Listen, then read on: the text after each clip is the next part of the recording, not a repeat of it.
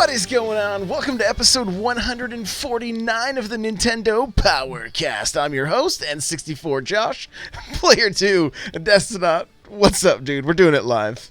Nothing much, man. Just enjoying my new palatial New York digs here. As you can see, the background's changed. So, do a little celebration. Red Bull's going classy tonight. So, here we go. Red Bull in a martini glass. How was the bouquet? Rich. Was Tastes rich. Oh, I bet. Player 3, Nightcrawler's filling in because Mel and Hate just couldn't make it tonight. So, how you doing, bud? I'm doing all right. We had a rushed bedtime, but it all worked out. They're all asleep. There were no naps, so kids are in bed. It's all good.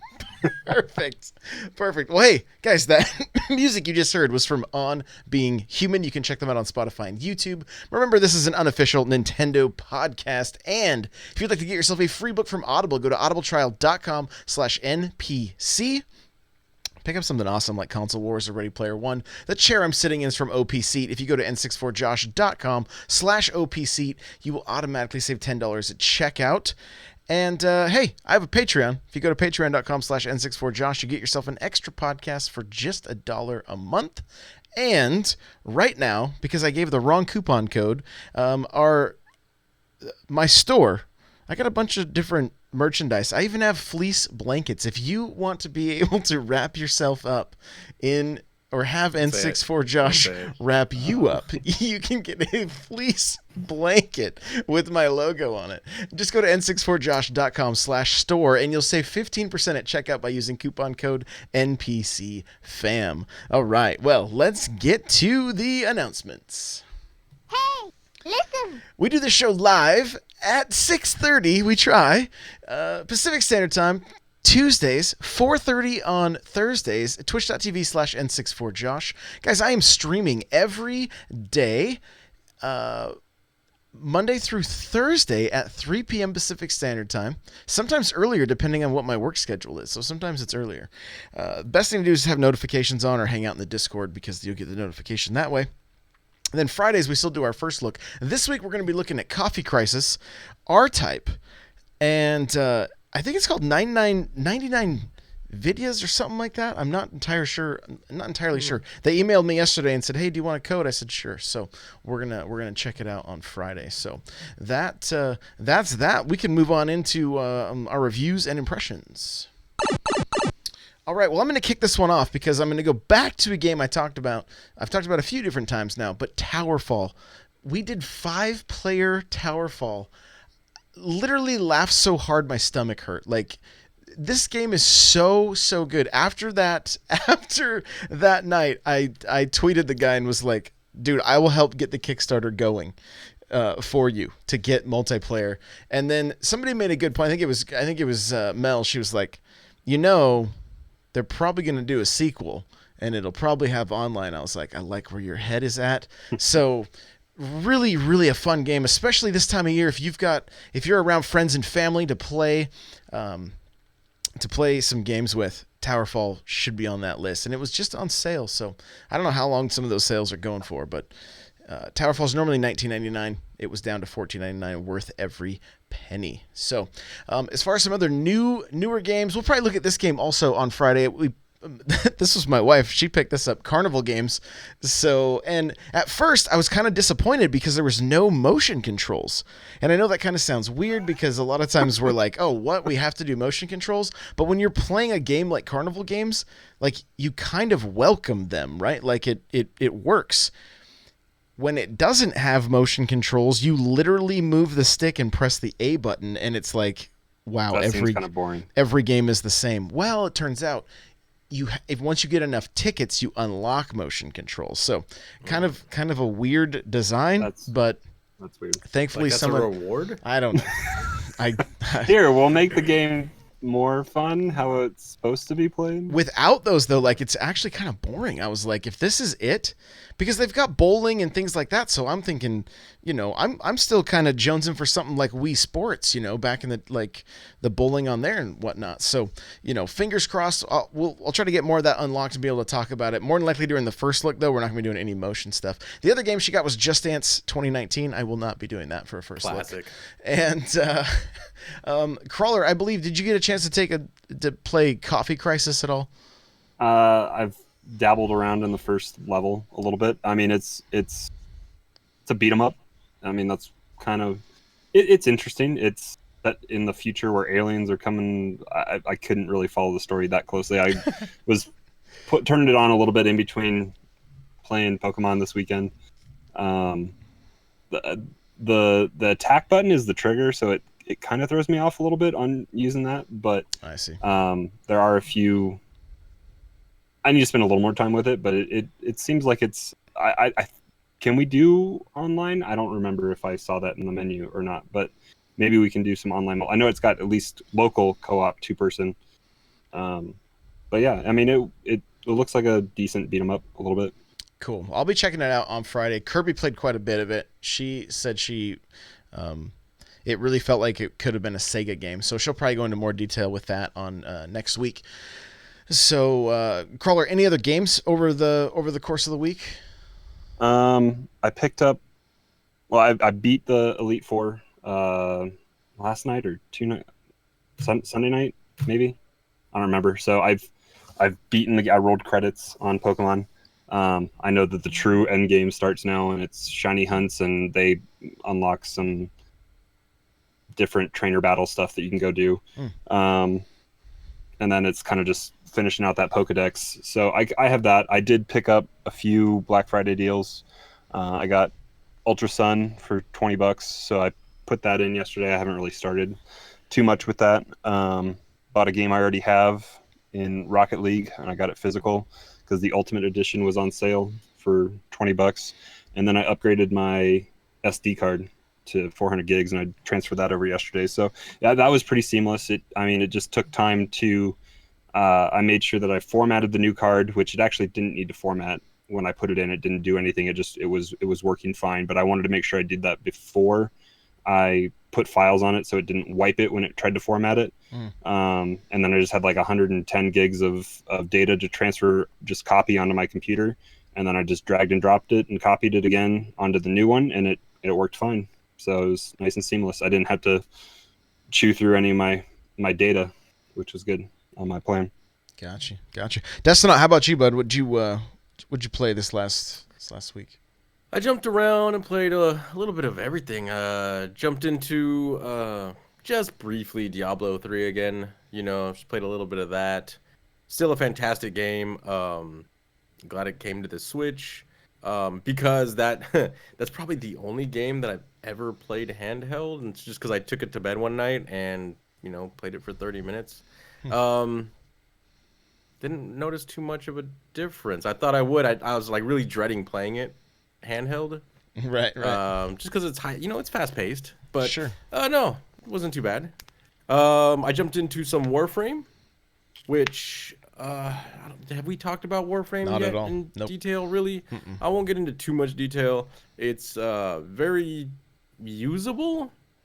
The only problem I ran into, there is an open world area, and I read an article. Someone was like, "This is amazing. This is like the best thing since sliced bread, and this is like the best, and this proves that Switch can do open world games." It can at 10 frames per second, but yes, it can do open world 3D. But no, most of the environments luckily are indoors. Okay. And it works just the way it does on the PC. You can pretty much play it single player. There are some levels that it auto parties you, I guess, with other players. It's very seamless. You don't really sit in lobbies for too long, or I didn't, anyways. But it's very good. I recommend it. It's free, so pick it up. I would say if you were a fan of Destiny, right now it's the closest thing you're gonna get on Switch to it. Whether that's good or bad. But yeah, played some of that, enjoyed that, and haven't touched Pokemon since last week. It just didn't pull me in. I tried. Hey, I legit tried. good on you for For trying. 8 hours. 8 hours I put into it. I think I got to the third gym. Is that what they're called? Gyms, yeah. Okay, so I got or almost to the third gym. So, yeah, a little bit of everything. A little bit of PC, but yeah. Well, touching back on Warframe, I know you and I, well, you booted up PC last week after the show, right? And I had downloaded the game while we were doing the show last week. And I think when we hopped on, we determined that crossplay is active at least between Switch and PC, right? Because I was seeing all sorts of chat stuff going on. Didn't you say you heard people? Or no? No, I don't think so. Okay. But Yeah, I don't know. there was a chat menu that opened up, and it was going There's a pretty chat strong. menu. Yeah. Yeah, and I tried to look to see if there was anything online about crossplay, and all the articles I found were like, "Ooh, is it gonna have crossplay?" And they were from like the earliest one I found was probably from like March of this year. So it's almost like it just went dead after that. Like no one was talking about it. I don't know. I can't find anything concrete yet. Well, So and the game went maybe kind of quiet. They had that announcement during the summer. I feel like it was Mhm. like late spring, early summer. They announced it was coming, and then it was kind of just quiet, and it was just sitting there on the eShop like is coming soon. And then all of a sudden, it was like a week out, and it was like, oh, it's available this day. So there wasn't really a lot of fanfare leading up to it. Yeah, that's something I know, Josh. You touched on this. It was either 3 episodes ago, or maybe it was just you and I chatting. You mentioned something about how like there's like this giant lead up to games, and then it's like they release, and it's just like boom, nothing. It's just like we see this with movies too. It's like if it doesn't have a giant box office weekend, the weekend it comes out, it's just you don't hear anything about it. Right, It's right. kind of weird. I guess maybe you only hear about it if you ingrain yourself in those circles. But yeah, they've been fairly quiet on this. I I feel like mean, there'd be a little bit more hype. speaking of trying to come out the gate strong, I mean, I think I saw Battlefield 5 or whatever on sale this week already, and it came out a week ago. Yeah. Or a month ago, depending how much you paid. That's true. But yeah, that one is very I think lackluster. I would use the Yeah. word. It's missing its third leg. It doesn't get its battle royale until later. But we're on a Nintendo show. But yeah, I played a lot of stuff. Yeah, a lot of stuff. But like I said, Warframe, I do recommend it. It's free. It's not that big of a download, surprisingly. I think it was like 20 meg or 20. 12. 12? 12 gigs. Oh, Yep. 12 gigs, yeah. I'm happy to hear that you didn't have a problem getting a new card and transferring stuff because I have a 128 gig card and That's what I upgraded from. okay. I have 20 gigs left, so that's like one game. Yeah. So I think I mean, depending on the game. Yeah. yeah, so I think I'll be in the market soon. I saw someone put a 512 in, and they get 499 after it formats. So Yeah, it was 366 for me clean in my Okay. system. nice. So I did play more Pokemon. I'm absolutely loving it. I took it to Thanksgiving, and my nephews went crazy. 4 of them, I had Joy-Cons and Pokeballs in 4 of their hands, and they were loving it. Like I was trying to eat my dinner after I got it set up, and they would catch a Pokemon and come running, screaming, telling everybody like they're from the ages 6 and down, and so like it was really, really a good time. Like it was mission accomplished for me. Like I just wanted to see them like really enjoy this and kind of get the cool Uncle Brownie points. And my brother was right there, and one of them said something to me like, oh, he wrote what he was thankful for, and I made the list, and my brother didn't, right? And my sister's telling me this while my brother's there, and we're just, it's all in good fun. Well, the youngest one, or no, I can't remember. I don't think it was the youngest one. He's like 3. He was like, he kept calling me my brother's name, and I'm like, hey, who's your favorite? He's like, your brother. I was like, oh, So we got to kind of dish it out. It was a good time. It was a good time. But yeah, did play. I think I'm close to 20 hours into Pokemon, and it's like it's pretty much a brand new adventure for me. Like, I beat Yellow, but I don't remember any of it. Like, none of it's like I can kind of vaguely remember, like, oh, this kind of looks familiar, but like it's been a long time, and You're close to your 4th gym, aren't you?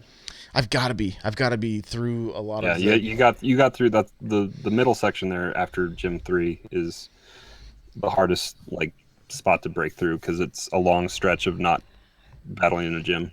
I caught a shiny, and everybody went crazy in chat. Like, I didn't even. I'm like, why is that little skull dinosaur green? And then and they were like, you have a shiny. Hold still. I was like, okay. Everyone I feel is missing the mark here. I haven't gone into a single Pokemon stream where they've gotten a shiny and they play the sound clip from Moana.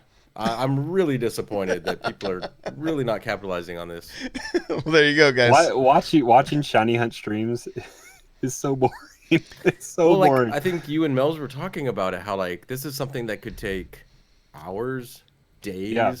And weeks. people are streaming it and they're just sitting there, and you have to like really engage with your chat if you're going to do that. But because otherwise it's just you sitting there, especially after you get to your streak. There's no point in trying to catch a non-shiny after you're at your streak, because if it runs away, you lose your streak. And this game you can't determine. There's no guarantee that it's just going to stick around. I think it's on a random number generator on how many balls you throw, or if it just decides to be done. And if you just go try to catch a random high stat Pokemon, it's not worth it. So they just sit there. You just sit there in the bushes, just waiting. So the Cubone, I believe, is his actual name. He just was wandering, and he was green. So they were like, "You've got to catch this one." So I filled it full of berries and hit it with Great Balls or Ultra Balls or whatever, and and we snagged it. And it has evolved one time so far. So That's all it does. but no, I mean, I'm really really enjoying that game. So I can't say that enough. And I'm gonna try to finish it before Smash comes out. You got so. 10 days to get there. Yeah, exactly. Exactly. I just want to ask you guys real quick on that. So, Josh, you're liking it. I know, Crawler, you've played many in the past, like the series.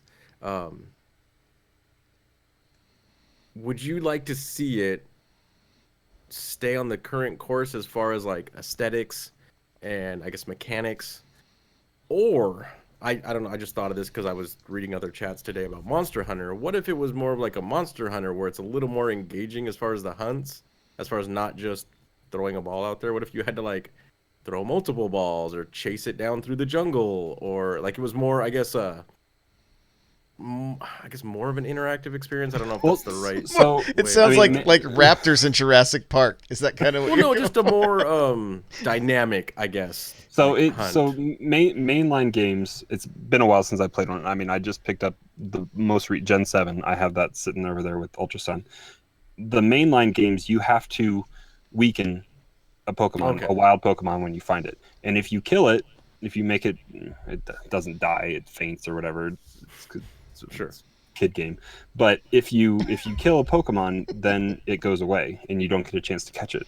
So that's why it's so important, like when we were discussing like the Snorlax fight or the legendary bird fights in this current iteration of Let's Go, they're teaching players to drain its HP all the way down. Mm-hmm. And that is not how you're going to succeed in Gen 8 when it comes out next year, because you want to there's percentage chances when you get a Pokemon's health down to red, or if you paralyze it, or if you do anything else, that the stats go up of you potentially catching it. So you want to take it down as far as you can go without killing it, and then you want to go to your bag and bring out your balls. So that's how a normal wild Pokemon fight goes, is you fight it first, weaken it, and then catch it. Let's Go is simplified the whole thing to make it just like Go, where it's just the ball action of catching with balls. Yeah. Okay. So, I mean, I think the core group of Pokemon fans would be outraged if they changed what core gens are, and this is its own thing, and Kirby's expressed her dislike for it. Dismay. So, I mean, I think it's engaging enough when you actually have to come up with the right moves and know how much potential damage you can do, because you don't want to one-shot Pokemon. And I feel like in this game, they've overemphasized how much the correct matchup will take down. Like if you use Pikachu against a flying type, it's super effective and you're most likely going to drain it all the way down. I was able to one-shot Pokemon 3 levels above a specific type that was the correct matchup. So I think it's just a little emphasized in this game. So hopefully it won't teach people too many bad habits, but there's gonna be a learning curve. If Let's Go is your first one, I think. Yeah. Right, which I think that's some of the concern for. I think that's some of the concern for Mels that people aren't gonna stick with it or quite get it. But. Yeah. But I mean, this got me to. I've like I said, I haven't had a mainline Pokemon game in a while, and I picked up the last gen just to try it out for a little bit because it was on sale. Yeah. I'll jump back into it. I purchased it. It just I didn't know what to expect, I guess. And I was hoping for it to kind of grab me, like pull me in. Maybe I was expecting too much from what it is in its current state. You know, like you said, there are mainline games. Maybe I would have a different reaction to that. But yeah, hopefully, I think it did well this weekend. But yeah, I'm looking forward to see what comes from it. I mean, I think it's doing well on Twitch. I think it's getting Nintendo out there. Yeah. So I had to replace my Switch this weekend, and it wasn't like there was a major, like the screen fell off or something like that.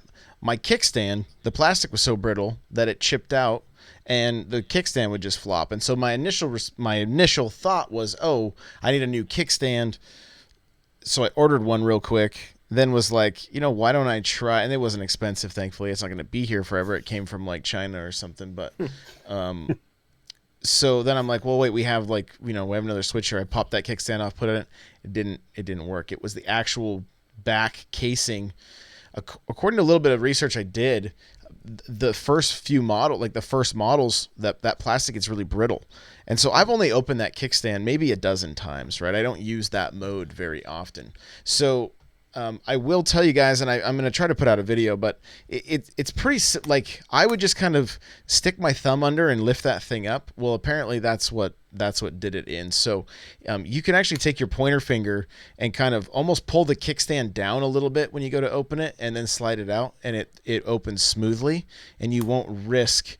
Like when I took it into GameStop, because I had the warranty, I took it into GameStop, and the guy pulled the kickstand out, little pieces of plastic actually fell into his hand.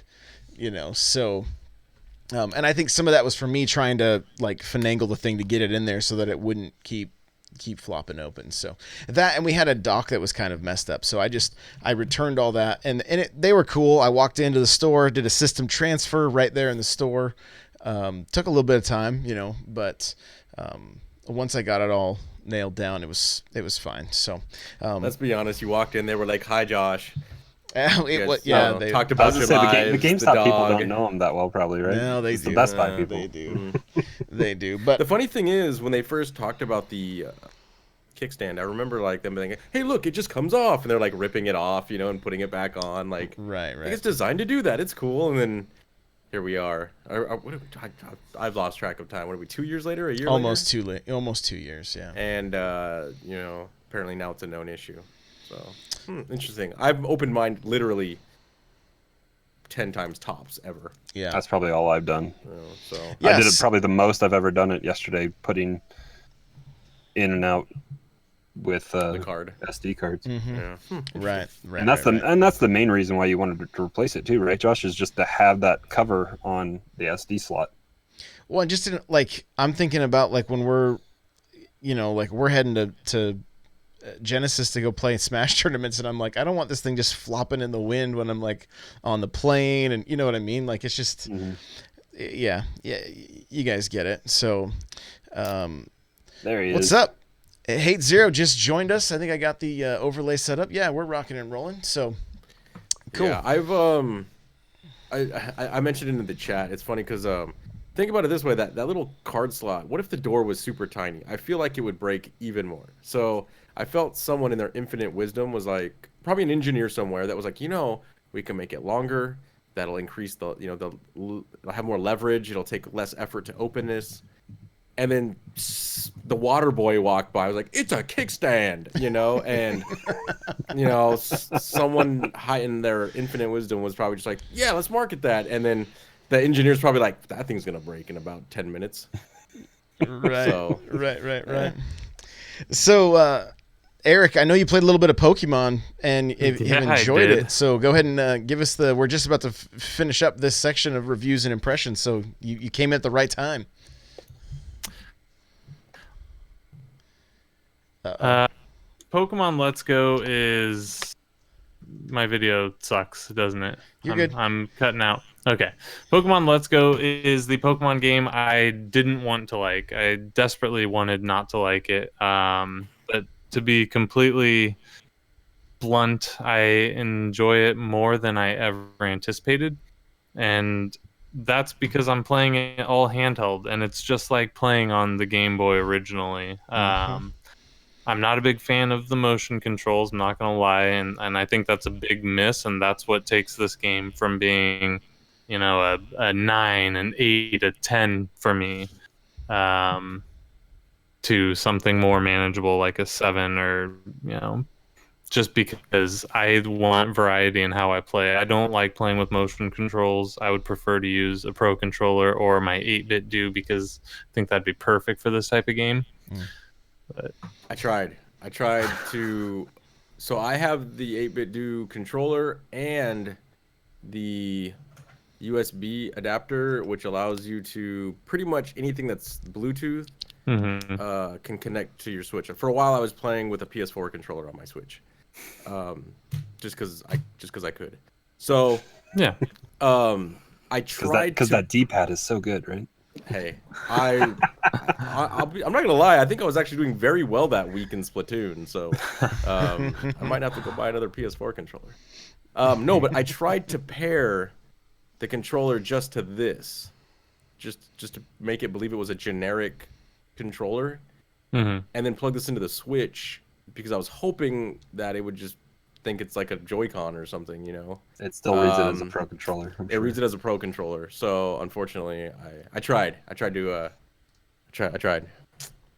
Yeah, and I sadly think that the thing that frustrates me is I believe the reason they did it is simply to sell the Pokeball. Like, there's no other reason I can think of other than like, well, if this supported the Pro Controller, not as many people are going to buy the Pokeball. I think the Pokeball would have sold anyways, and I believe that was their strategy, and it kind of a bummer.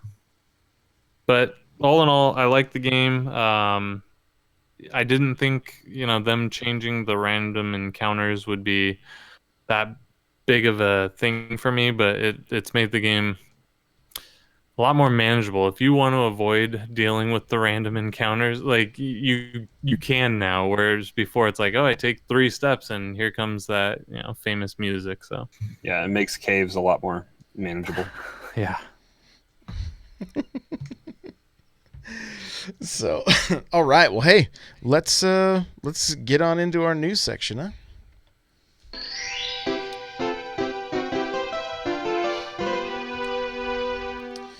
So we're going to kick this off with a rumor.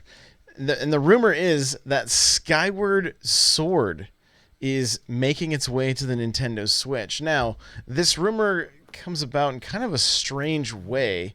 So I got the Nintendo Life article here, and it says, last week, the Legend of Zelda concert began in Japan, showcasing a live music performance. And based on a long-running Nintendo series, let me see if I can just, let's see. The Zelda series producer teased that Skyward Sword would be soaring onto the Switch, and this happened when he responded to the people who had attended the event and posted on social media. Here's what reportedly had to say: "We know what you are thinking. Skyward Sword on Switch, right?" And that apparently is the clue everyone needed to go that, oh, okay. Now, if this game is coming, one, cool, I'd probably finally finish it, but Also, please don't make me use motion controls to swing a sword. Although, with the Switch Joy-Cons, it would probably be better than anything we could have experienced on the Wii. Destinat, what do you think? If this is coming, will you jump into it? Oh man. I have never. I don't want to say I've never played. Wait, I've played Skyward Sword. I don't think I got out of the beginning village. So I would jump into it. Actually, at the time when I was playing it, the controls were all jacked up, and I didn't like the control scheme. So, yeah, I guess if they switch it up, I'm pretty much like in the hate camp on this one though. I also don't like being, I guess, like shoehorned into control schemes. Maybe because I'm just old and lazy, and I'm like, yeah, let me be, non-proactive. Let me sit on my couch with my Doritos, and I just want to like flick the up button or something like that, like to do whatever. I got you. I would like to play it though.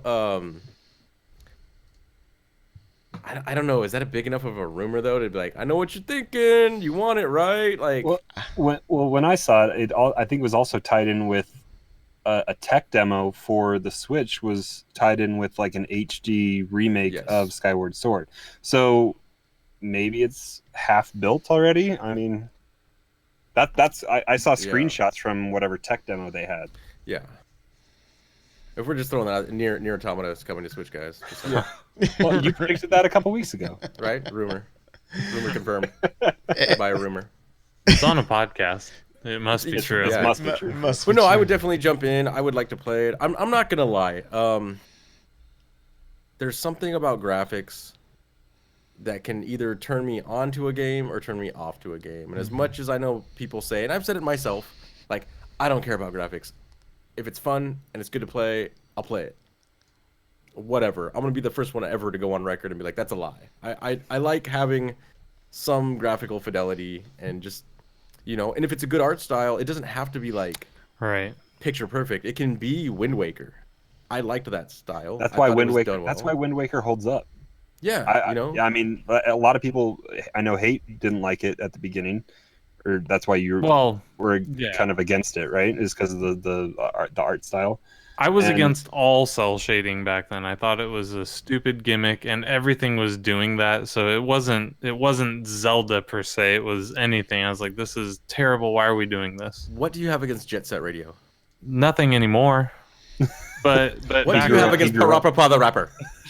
Back then, everything was going that way, and I was like, is this the future of gaming? Like, where's this photorealistic Zelda they kept showing tech demos for? Yeah, they shot themselves in the foot on that one. Yeah. Mm-hmm. Well, we've all seen Ocarina run in Unreal. It looks really good. Yeah, looks amazing. It's the Zelda game we always wanted and will never get. Yeah, but Unreal runs really well on the Switch too. So it does. Why not? Where is it? They've already fixed the controls with 3DS. I mean, here's my thing with this game. Like, cool, let's get it on there. Like, but let's get the other Zeldas on here too while we're at it. All right, we've already got the two Wii U titles that were GameCube titles. Like, those are easy. Those got to be easy ports. All the other ones seem to have been, right? Yeah, Wind Waker HD. Just get it over there. And the reason for this is because the Wii U is a Zelda machine. You can get almost every Zelda title on that thing. You throw the 3DS in the mix, and I think you have access to every... I think you can... Can you not do the Game Boy games on Wii U? I think you can do almost all the Game Boy games. So you can do Game Boy Advance on Wii U, and then you can do the original Game Boy titles on the 3DS. So, okay. And between the two of them. Yeah, and then you have the two GameCube remakes. You're pretty much, and then you got the backwards compatibility of the. And then Ocarina and Majora's is on the Virtual Console as well on Wii U. Yep. And it's on 3DS too. Exactly. So that's where I'm at. Like, let's get more of these Zelda titles available. And What I'm hearing is Zelda's had its day. Let's make the Switch the Metroid console. hey, there you go. That would work too. I mean, Probably jumping ahead, sorry. The trilogy needs to come, but yeah. Yeah, it does with Remade in non-motion HD, controls. 720p. Thank you. Yeah. Get your I mean, pinky out. I've never played Skyward Sword. I would welcome it, just because Twilight Princess kind of turned me off to the motion controls with Zelda, so I wasn't too happy to go pick that up, just because how much I heard it needed. It does need motion control, but talking about the option to play how you want to play, I would be okay with Pro Controller if it took kind of the route of like Mario Odyssey, where you can shake the Pro Controller and do different hats with or attacks with the hat, but it's much easier to do it with split Joy-Con. And if it gives you the option, I don't want to be told how to play. Like that's we're going back to kind of how we're talking about Pokemon, where it doesn't even register the Pro Controller, and it's just kind of annoying. Yeah, But which I do think the Joy-Con could handle, like, they are very responsive.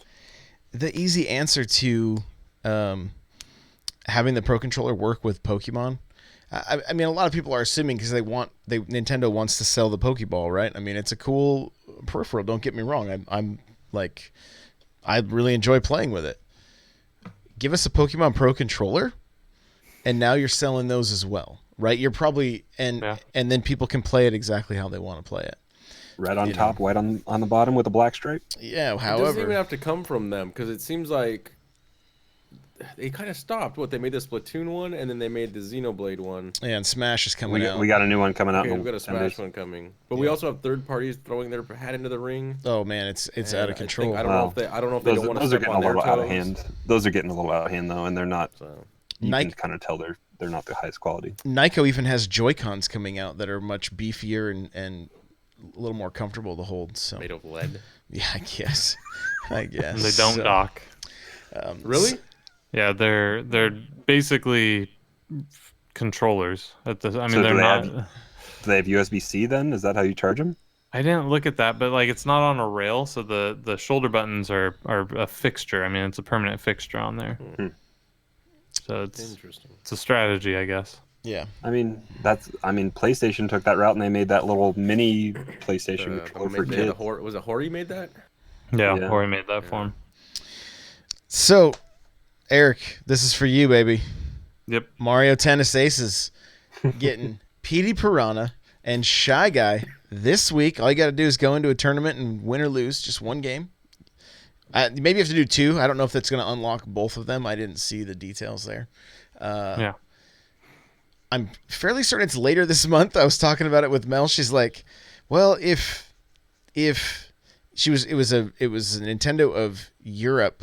It was their article, and it was like if their date is 12, like it's backwards. Yeah. So day is first, month is second. Yeah, so we're pretty sure it's this month. December 12th. Yeah.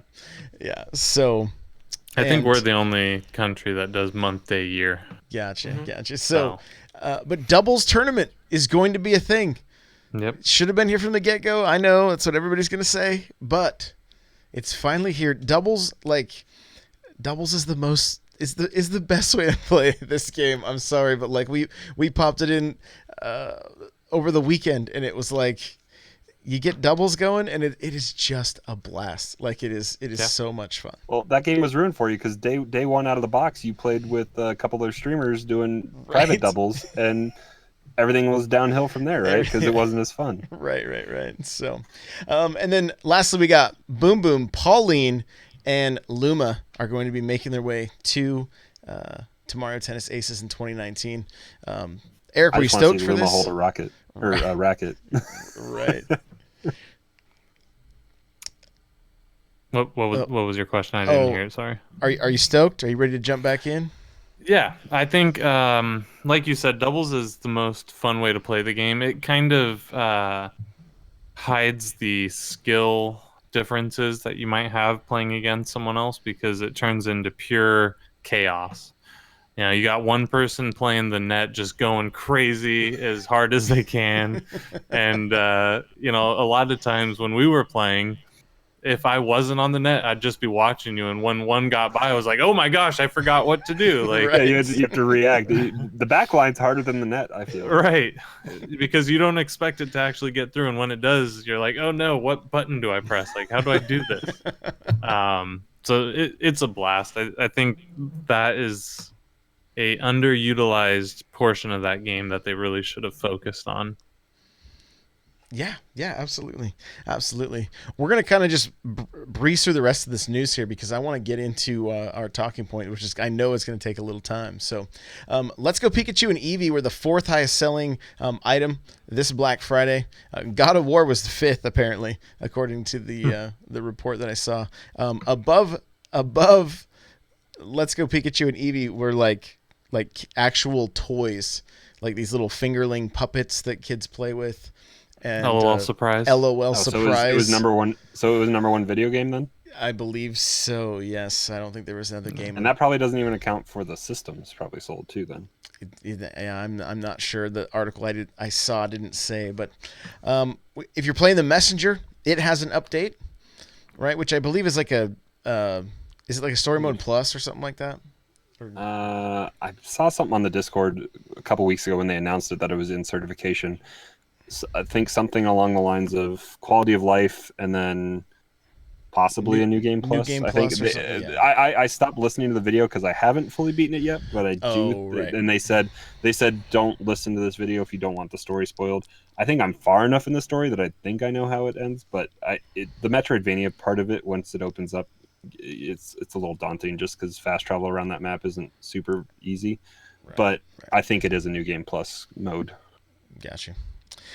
And then finally, Splatoon's final content update will be here in December. And a handful of weapons. You know, we were playing Splatoon last night on stream. We always do it 8 o'clock on Monday nights. And, you know, it looks like we're just seeing a lot of the... I mean, they're all kind of similar weapons, but they end up with different power-ups and things like that. And some of the new power-ups they came up with, like the stamp and whatnot, like... The stamp is fun. It's goofy. It's goofy, but it's a lot of fun. So, but that will be the final content update, and then I believe, and that's happening December 5th, and then they're going to be doing Splatfest until July, and then after that, nothing else for Splatoon 2. So, wasn't there some kind of giant party crash stuff too this weekend? Are you talking with ARMS?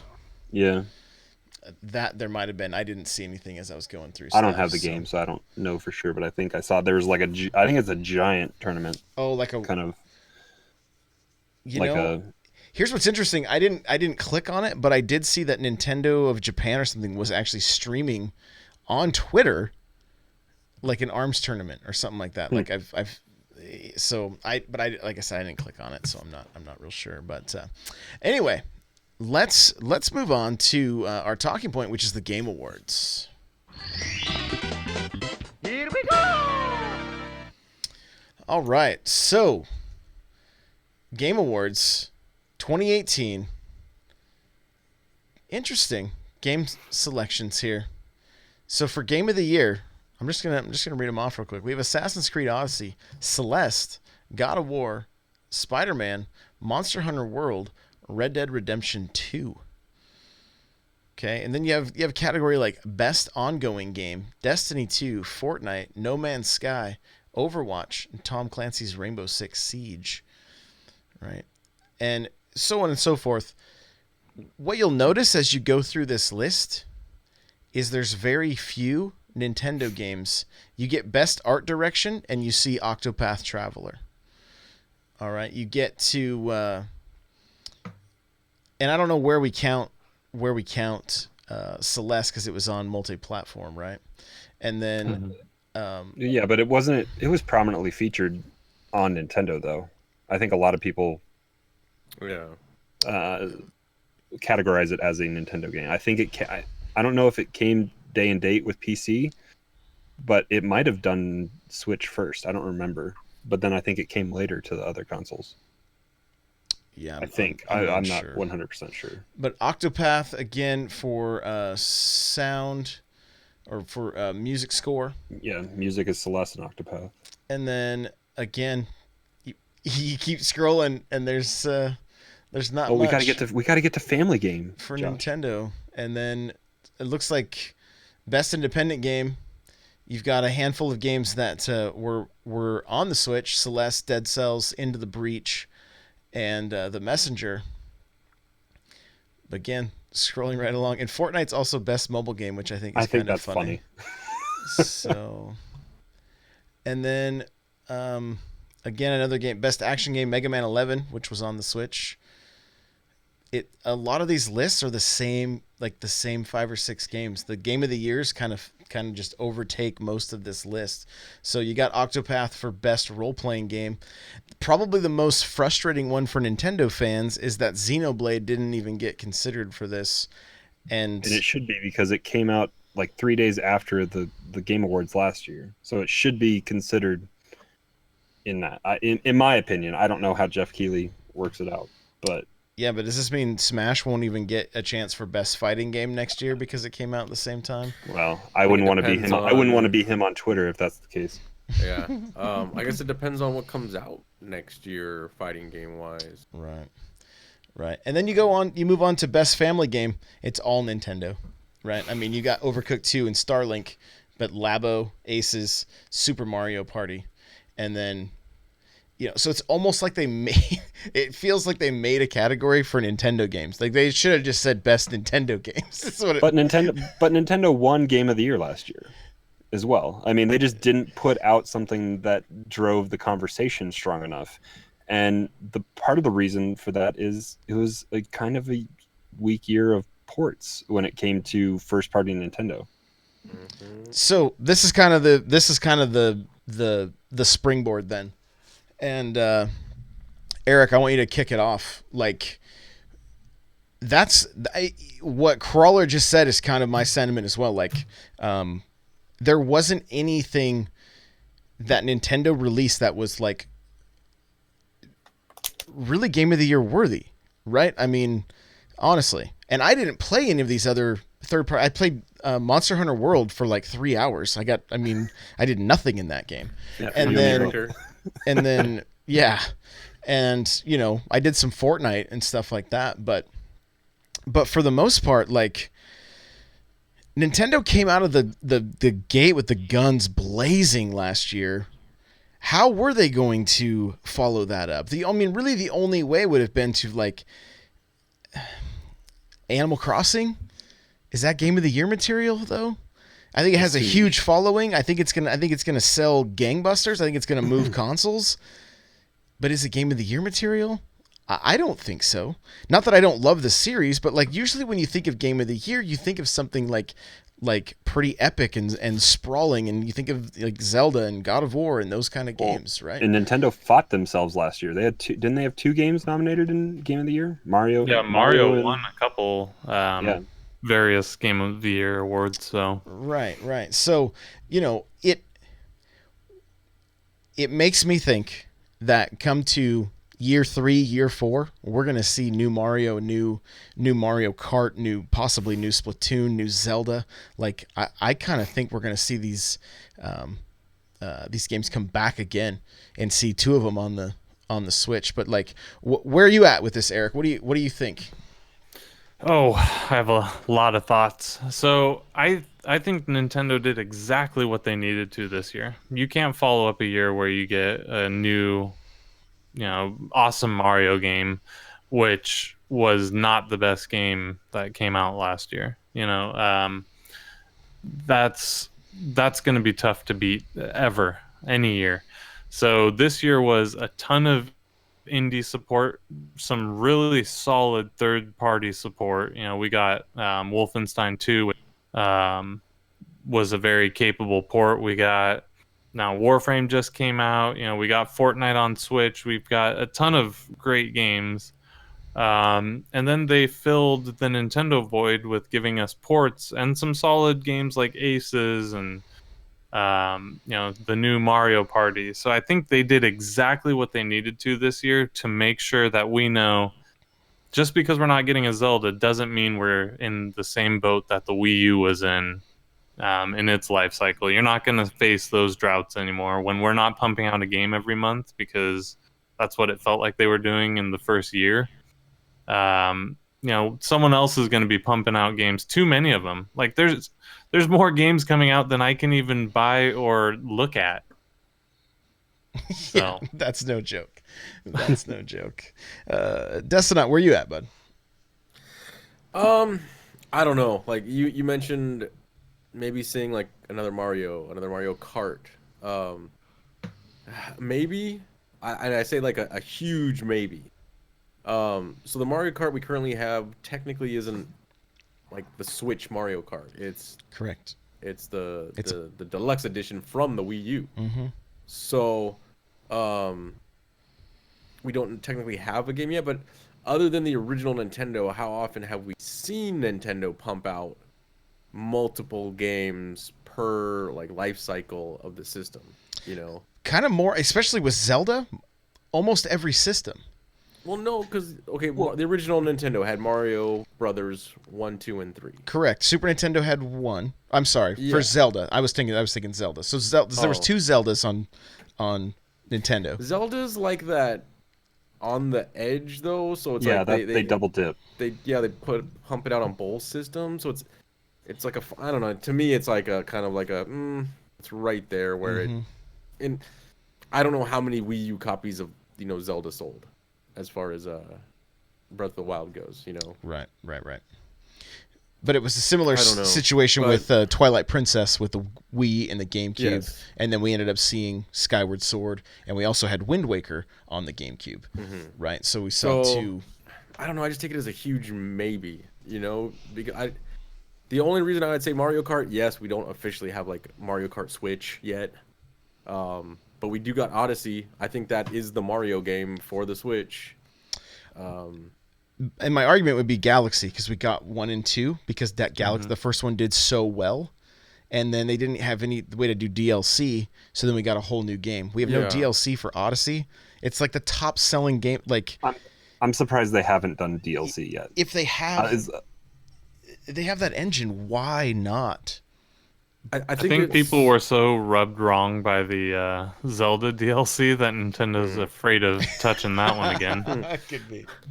I think it really depends on the life cycle of the Switch, because they're in a very advantageous position in being that, when you compare them to PlayStation and Xbox, you could be like, oh, it's the weakest system. Or is it the strongest handheld system out there? They really have no competition. It's almost like, look, we have the best way to take let's say like a Wolfenstein.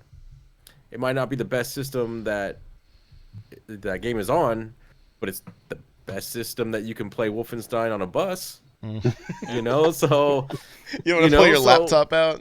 It's kind of like, I feel like with the Switch, instead of being like, hey guys, let's dump money into this and put more RAM in it and more processor power, let's just go where they're not going, and that's the portable market.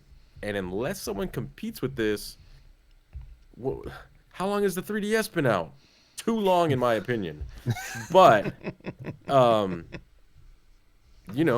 like, who's competing with it? So why dump it?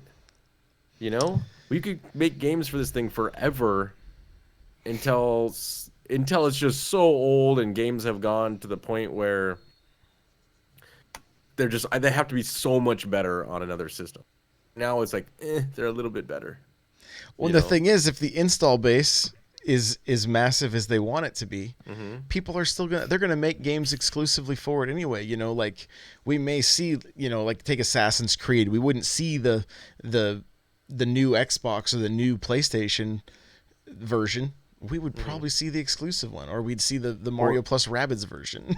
or they take the newfound Xbox mentality and the Apple mentality, where the hardware can upgrade, but developers have to come to the table for right now Xbox is kind of in control with their developers. They're saying we're going to move forward with our hardware, but you need to make sure your system, your program can run on all 3 versions of our Xbox right now. Yeah. I don't know why that's a hard thing to do. PC's been doing that since the Yeah, there's settings. creation of PCs. Yeah.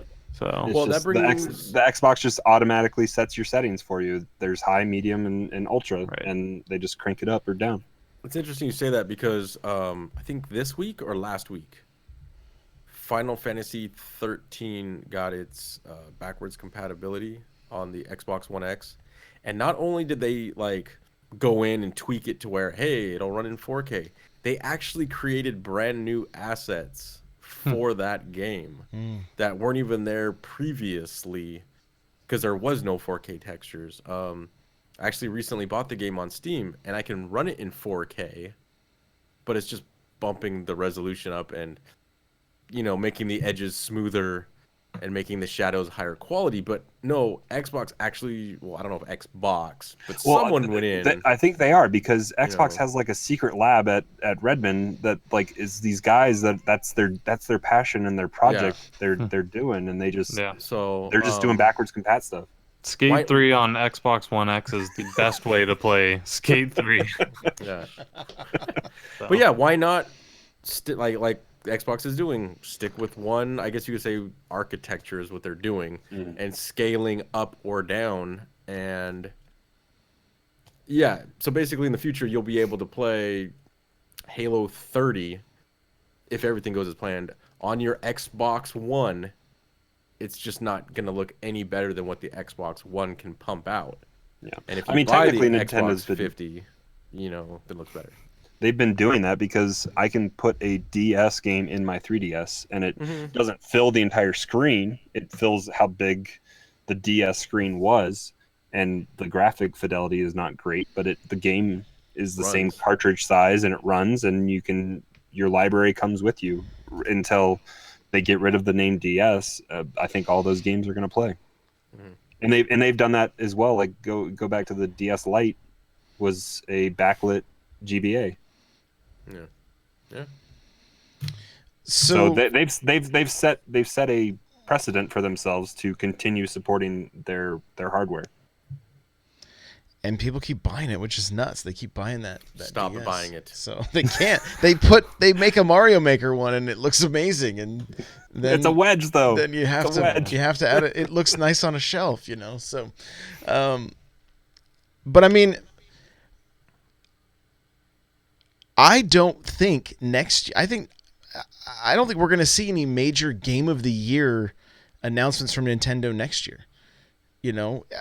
We kind of, I mean, if you think about it, like we know a lot of the games that are coming out last year or next year. Yoshi, Fire Emblem, supposedly Bayonetta 3, Luigi's Mansion, supposedly Metroid, Luigi's Mansion, Animal Crossing, right? That I mean, Pokemon, Gen 8 Pokemon. Yeah, so that's just 7 off the top of my head right there for Nintendo first party releases. Okay. Oh, Mario Deluxe, right? So there's 8. That's January. So like, what was the cadence between Ocarina and Majora's? A year, 2 years. So, I mean, the engine's made. Allegedly, there's dungeon teams being recruited. I mean, do we see a December dungeon teams? There were no dungeons and no. They've been recruiting. Oh, okay. For an alleged new Zelda. So, hey, I mean, if they just why give not me take advantage of the engine. Just give me Breath of the Wild with dungeons, and you've got the perfect Zelda game. Like that's all you got to do. Just bury a bunch underneath the ground and just let us go back into do the real DLC. Right. But I mean, are we okay? Like, I mean, not are we okay, but like, I mean, what do you guys think about that? Like, it's not that we don't. It's not like there's not a lack of anything to play, right? I don't feel like I've missed out on anything. Look, due to like what my interests are right now, I've been playing a 3 or 4 year old game for the last 7 months in Smash Bros. Right? And I'm going to put as much, if not more, time into the new game, because it's just, that's where my passion is right now. And getting good at something like that and making it entertaining to watch is my, like, that's my goal. Right? So like for me, I'm like, cool, just keep put, like, I'll play Mario again, the deluxe, you know. Yoshi looks great. Like, I know my wife will want to play that one. Animal Crossing, like, I'll probably buy it. We were talking about it in Discord today. I'll buy it physical and digital, just so I don't ever have to take it out, but I can still have it on my shelf. You know what I mean? Like, I have a sickness, but there's a very good chance, like, maybe Xbox comes up big next year with maybe Gears of War. Maybe Crackdown. Yeah, maybe if they can ever get it. February. They moved it up a week too. It's not the 22nd with everything else. It's like a week earlier. Yeah. So can I jump on this one Yeah. to start? So I'm not a huge fan of console exclusives being in the race for Game of the Year. I understand why it is that way, but I feel like that would be Switch Game of the Year, Xbox Game of the Year, PlayStation Game of the Year. How are you the Game of the Year if you're a console exclusive? So I'm not as worried about Nintendo not coming out with a major player, because the Nintendo Game of the Year can be something different than Game of the Year. That being said, my Game of the Year, as everybody knows, for 2018 was Celeste, which I never would have guessed. I never liked indie games. But that's the beauty of the Switch. It's completely changed how I play video games. So if Nintendo can keep making me feel like a kid again when I'm playing video games, and making me enjoy games I never thought I would like a, Celeste. I'm not a huge fan. Not only do I not love indie games traditionally, I'm not even a huge fan of platformers anymore. So Celeste shouldn't be on my list, but it was the best. It's one of my favorite games of all time now. Well, and it held up for 11 months for you as well, all throughout the whole year. Yeah, I called it the first week I played it. Yeah. So, and Octopath was really good, and you could maybe argue that could have been in the runnings for my Game of the Year. Pokemon, it misses the cut for me because of the controls. I'm not saying not to get it. I've put 11 or 12 hours in it, and I'm enjoying it. After this, I'm going to go make food and play some more. So I don't think Nintendo needs, none of the games I just mentioned were huge, major Legend of Zeldas. And this has been a phenomenal year for me and my Switch. So I don't know that great if we get Metroid and it's awesome and in the runnings for Game of the Year. But you know what? PlayStation and Xbox fans can go play their Gears of War and Jak and Daxter. I don't know what PlayStation fans play. And I'll happily play the rest of the stuff that comes. Near Automata, right? That's coming to Switch too. Yeah. Well, yeah, according to Destnut, yeah. So I want to hear from. So we know Eric's Game of the Year is Celeste. Nightcrawler, where are you at? I mean, looking at the list that the Game Awards has up, I've at least dabbled in, what are there, 5 total? I've played 4 of the 5, or no, hold on, 1, 2, 4, 5. 5 of the 6. I have not played Odyssey. Celeste, I have beaten. I got to the summit. I have not touched all of the content that is in that game. There's so much left for me to go back and do. B-sides, C-sides, the core, all that kind of stuff is left for me to go do. But for me, what I have played, I have not even beaten it yet. For me, God of War, on this list, God of War is that game just because of how beautiful it is. It plays super smooth. I haven't gotten a ton into Red Dead. I've just been distracted, but that's also a beautiful game. But for me, just the action and the intensity that is God of War was very compelling. And I mean, it was enough for me to pick up a Spider-Man. Kind of drove me to pick up a PlayStation, but God of War was definitely worth the trip to get it. I did get a PlayStation when it was super on sale with a Target mistake, but it was worth it. For me, though, Switch Game of the Year, even though it's not exclusive and it came out late for me, what I've been having the most fun as of late is Hollow Knight. I've been having a ton of fun with that. I think I'm like 20, 25 hours in.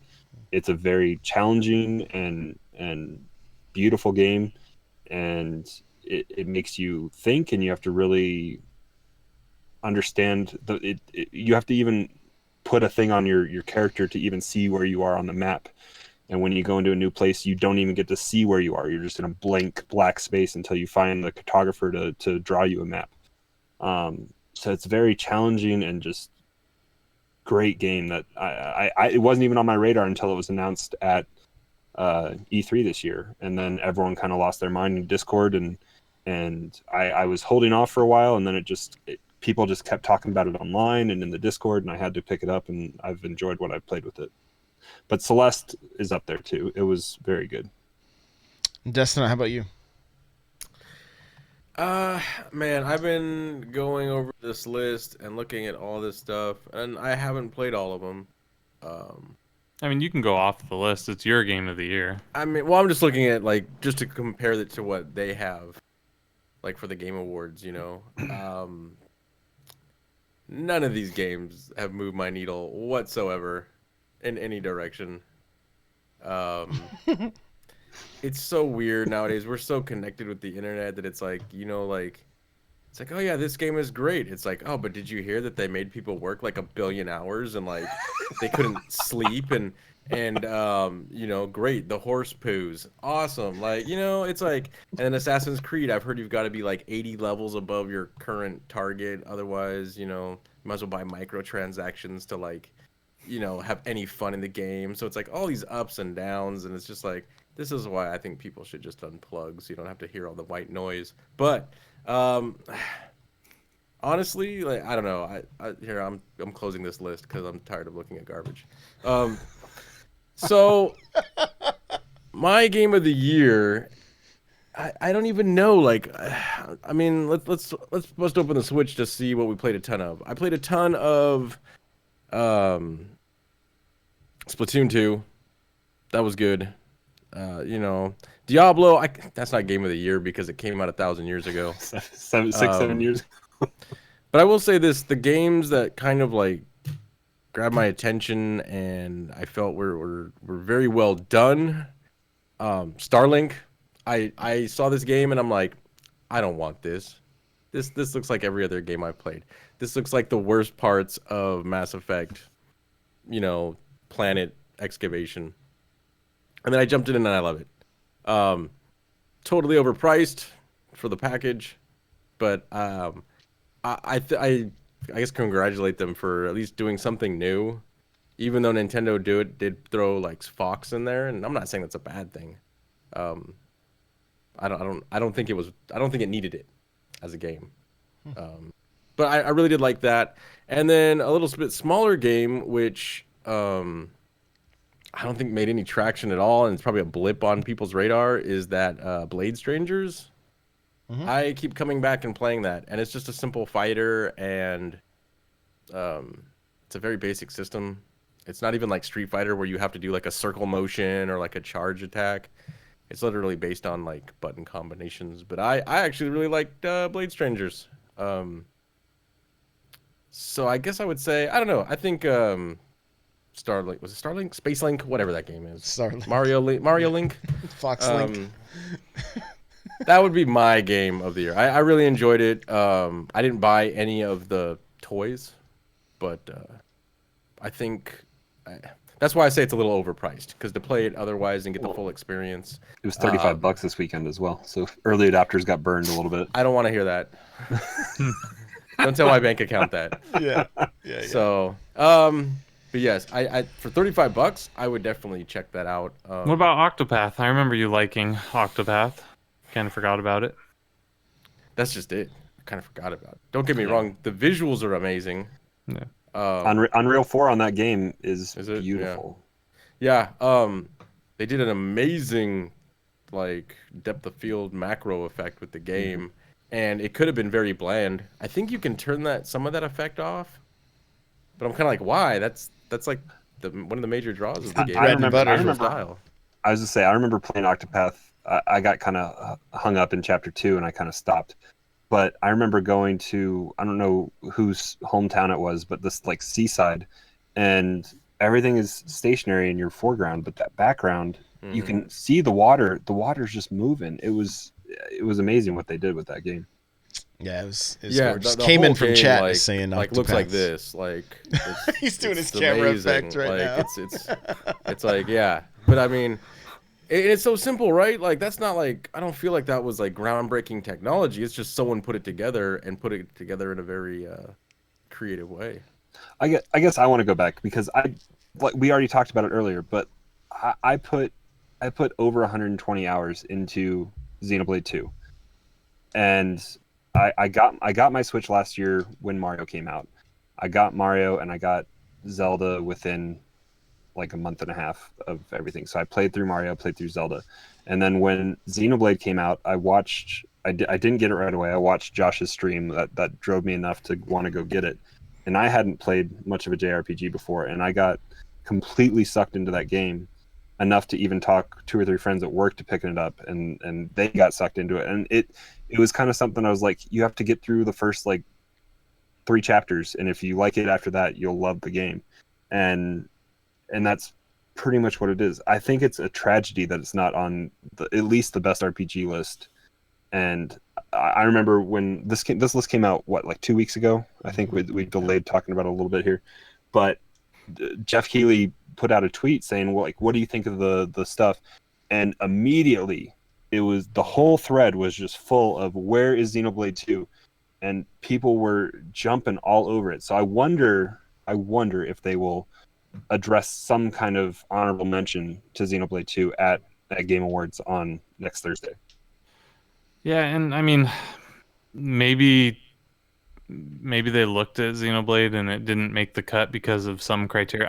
They don't say what the criteria is to make the cut. Is it a certain amount of sales? Is it word of mouth? Do they search on Twitter for hashtags, and if you don't hit a certain number of hashtags, you don't make the cut? Like, they don't talk about why the games are chosen that are chosen. So maybe it's not just because it came out at an awkward time. Maybe it didn't hit Jeff Keighley's radar, or his team, or And it's all subjective. yeah, it's very subjective. I mean, any game of the year is subjective, right? That's why I wish we would just get away from an overall game of the year and go category, because we can all pretty much agree the best fighting game this year up until this point is Dragon Ball FighterZ or something. You know what I mean? Like, it's a little easier to narrow down. When you say game of the year and now you're putting Red Dead against God of War, those are 2 different games completely. One's an open world, do whatever you want. One's a story-driven God of War game. It's hard to... And then you got Celeste in there. It's like, how do you put Celeste up against God of War? Like, yeah.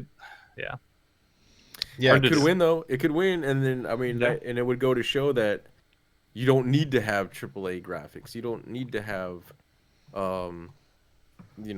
like the best engine for a game. I think to kind of do the opposite of what you just said. Okay, so you got like God of War in there, right? And I would say, like, if I'm looking at the list right now, Red Dead, Spider-Man, God of War, I don't know about Monster Hunter so much, but it's just like those are games that are probably like really pushing the consoles, like hardware wise, probably audio wise. And I think, and then you got Celeste in there, right? Which is like this 2D side scroller puzzle game. Well, and we are ending the end of the generation as well, and usually big AAA game studios can push that hardware well beyond what it was intended to do. Yeah. Well, Celeste is the only game out there where they created a Twitter account that no one knew, or an Instagram account that no one knew about for 8 months. So, they found ways into your heart. But yeah, but even though that game isn't like no one's gonna say like, oh yeah, Celeste pushed the audio engine, the visual engine, the narrative story. Like, I don't know, but I think it depends it's on, nominated for Impact, and I think it will win. It will win Impact. I'm pretty confident. It had an impactful story, and it addressed a delicate issue that a lot of people don't want to talk about. But that's just it, you know. It's like, did it fit? Do the graphics? Yes, they're not bleeding edge, but do they fit for that style of game?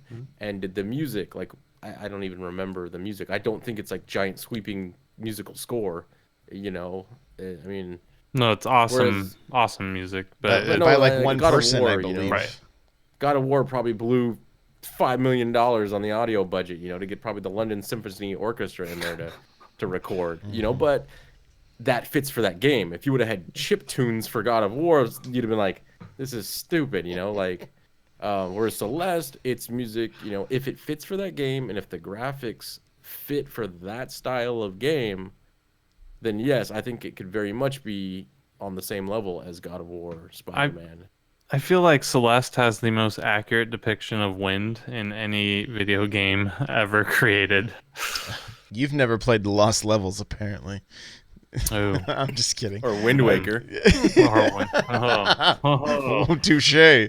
Oh, touche. So, But yeah, I think when I say game of the year, like when someone says game of the year to me, I'm thinking like, okay, we're not did it have the best X, Y, and Z, but did it have the best for what they were trying to accomplish? You know, like for example, Octopath Traveler.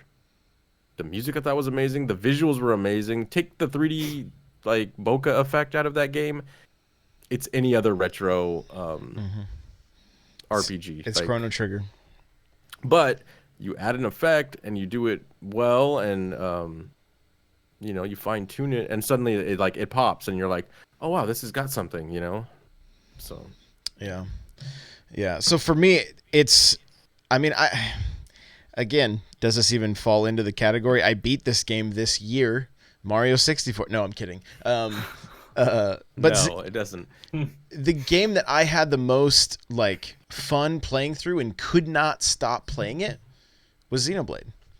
Like, I couldn't, and for anybody that knows, especially this year, for me, this year has been the year of 15 minutes, right? Like, I play a game for 15 minutes to get a preview out and be able to talk about it on here, and then I move on to the next one. Like, there's very few things that I invest more time than that in, unless, you know, like it is Smash or Pokemon. I did play all the way through Kirby, but Xenoblade was Kirby plays itself. Right, exactly. So, well, and you had, I mean, you had Joshapalooza like 1 or 2 weeks in a row where you were just, it was full weekend streams that you were doing Xenoblade. yeah, I couldn't stop. Like 20 hours a weekend I was playing until we finished it, because I'm like, I got to get this game done. I was it had its hooks in me. I couldn't stop playing it. It drove me to play it so I could stay just far enough ahead of you to help you out as well. So, but came in from the chat saying Octopath game of the year for her. Lumberjack saying the same thing. New York Medic I'm going from our Discord now, says Celeste. Anyone says Octopath. Anvil says my favorite game isn't out yet. And yeah, that's the other thing. When Smash comes out, I guarantee that's going to be like the game I can't put down. Right? I know that's going to be the case, but it's not coming out for another 2 weeks. These awards are going to be they're going to come and gone already. The day before. Right. Someone, Octopath Traveler, Insane Mario Ultimate, Colt, Pokemon Let's Go for now. Although I assume Smash will be a close second. Mr. Cool Red Luigi, even though it hasn't released yet, I would still go with Smash Ultimate. B Squared, I would imagine Smash would take the cake for me. Someone also says maybe Into the Breach. Patrick Murphy, he says if you count pre-release hype, then Smash Bros. Otherwise, I'm going to go back to play the Donkey Kong Adventure DLC for Mario plus Rabbids. Was also super fun. The whole game is awesome. Mr. Goobermania says there have been so many games this year that I love, but being able to play Pokemon Let's Go with my kids has been the best experience. I'm reliving my childhood memories of the original game, but seeing my kids experience Pokemon for the first time has made Pokemon my game of the year. Lego Law says I have to go with Octopath Traveler. And so on and so on, guys. So many of you guys answered, and I greatly appreciate it. But I mean, the list is super, super long. But I mean, it's Octopath. Some people say Mario Party. Some Plumber put Arms. You know, some people are saying Hollow Knight, and you know, it's a lot of the same games that we are mentioning. You know, and so it's good. It's good that those it's those experiences that we want. You know, hearing somebody get to introduce their kids to Pokemon and having that kind of experience, that's their game of the year, because of the experience that it's bringing.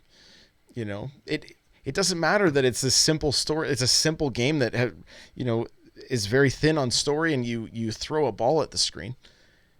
It's those moments, right? That's Xenoblade for me. It was those moments of like, this is crazy, generating orbs and doing these massive attacks, and like I'd never really experienced stuff like that because I'd never really played any JRPGs. I got sucked into the story as well as Xenoblade. Exactly. Yeah, exactly. So I think we're gonna call it right there because we're already well past. So Crawler, where can we find you? You guys can find me hanging out in Josh's Discord. Also on Fridays on the Smash Bros. Cast. This week I did do some more test streams on Twitch, and I think I figured out I just can't be in a video call. Otherwise my CPU doesn't like it. So twitch.tv/Nightcrawler724, Nightcrawler without the E. Yeah, come see us at the Smash Bros. Cast. Eric, how about you, bud? You'll find me on Discord. You'll find me on Twitter, all at HateZero. I do want to announce when everyone's playing Smash in December, I don't know when yet, I will be playing, what's that horse game called? My Stable Life? My Stables. Yes, I'm going to pick up My Stables. And wait, it's not My Stable Life? I thought it was a My game Stable about... Life. Maybe it's that. A game about having it all doesn't matter together. what's going to call. I'm going to be playing and streaming My Horsey Adventure, and you guys are going to enjoy it. If it really is called My Stable Life, I feel like someone threw the name out there like, hey, let's create a game called My Stable Life, and it was about like depression and stuff like that. And the person was like, I could do that game, and they come back with that, and they're like, you're too far into it, just put it out. Hey, pick it up and 1v1 me. That's all I'm saying. Pudding's gonna do that. Is there multiplayer?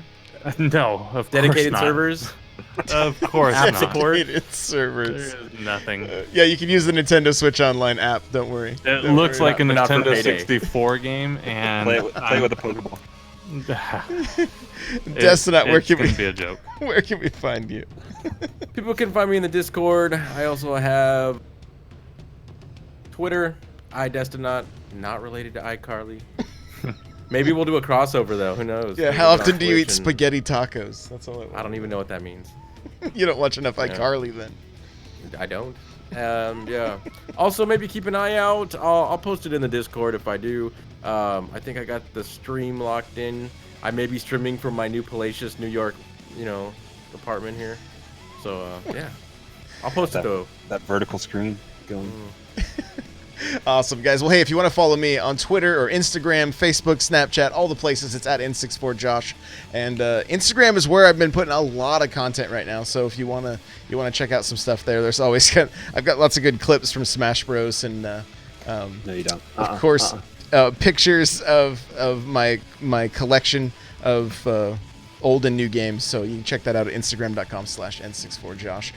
You want to follow the show? It's at NPowercast. The show notes for this episode will be available at N64Josh.com/NPC149. Guys, I have an article coming out for beginners getting into Smash. If you want to check that out, it'll be coming out real soon. And that's it. We're out of time. The song is over. So we'll see you guys in the next one. Bye now.